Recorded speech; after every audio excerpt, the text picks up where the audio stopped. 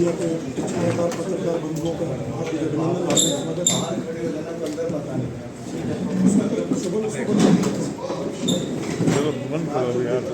आज हमारे बीच पूर्व में केंद्र में मंत्री और हमीरपुर हिमाचल प्रदेश से सांसद बड़े यशस्वी और लोकप्रिय श्रीमान अनुराग ठाकुर जी उपस्थित हैं और आपसे मुखातिब होने के लिए आए हैं जो हरियाणा में इस पर विधानसभा चुनाव चल रहा है, उसी का परिदृश्य में आपसे बातचीत करने के लिए आए। आपकी ओर से हमारी ओर से अभिनंदन हार्दिक स्वागत है और भारतीय जनता पार्टी जिला करनाल की ओर से सभी छात्र से आपका धन्यवाद।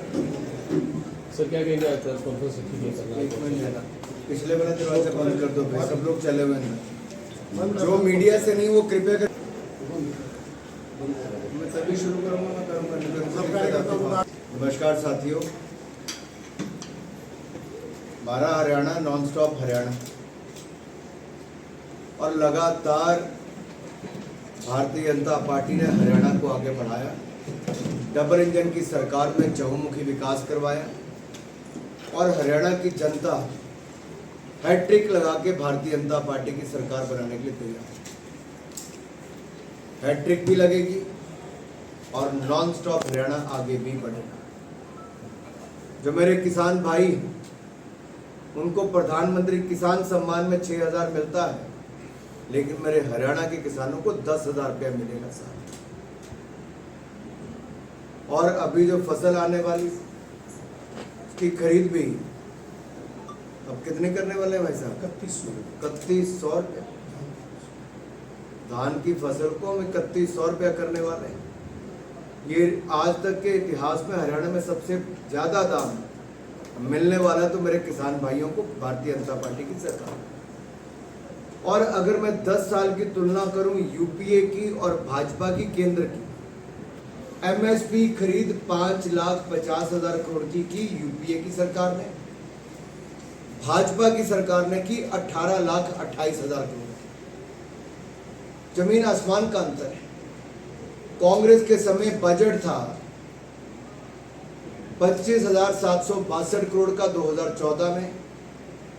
आज केंद्र का कृषि का बजट है 1,27,000 करोड़। ये भारतीय जनता पार्टी है जो किसानों के लिए लगातार एक के बाद दूसरे फैसले करती है। दूसरा उदाहरण बताओ, पहले किसानों को बैंकों से मिलते थे यूपीए के समय 2014 में 7,20,000 करोड़ रुपए, पिछले साल मिले 21 लाख करोड़ रुपया, 3 गुना था। मैं किसानों में बहुत लंबी डिटेल में आपको बता सकता हूँ। फसल बीमा योजना में हमने 1.5 लाख करोड़ का मुआवजा दिया। कांग्रेस के समय 1 रुपया किसानों को मुआवजा नहीं मिला। इसलिए हरियाणा में भी जो हम करने वाले हैं वो रिकॉर्ड इसलिए है कि जहां 3100 रुपया खरीद पे देंगे, एमएसपी की गारंटी हम दे रहे हैं धान के लिए, वहीं पर पीएम किसान सम्मान के लिए जहां 6,000 मिलता था, लेकिन हरियाणा के किसानों को 10,000 रुपया भारतीय जनता पार्टी की सरकार ने। आज हिंदुस्तान एरोनॉटिक लिमिटेड का है लड़ाकू विमान तेजस हमारी भारतीय वायुसेना को दिया, दुनिया को दिया। हमने लेटेस्ट हथियार, लड़ाकू विमान, सब कुछ दिया है। 1 रैंक 1 पेंशन का वायदा हमने हरियाणा की पहली रैली में किया था।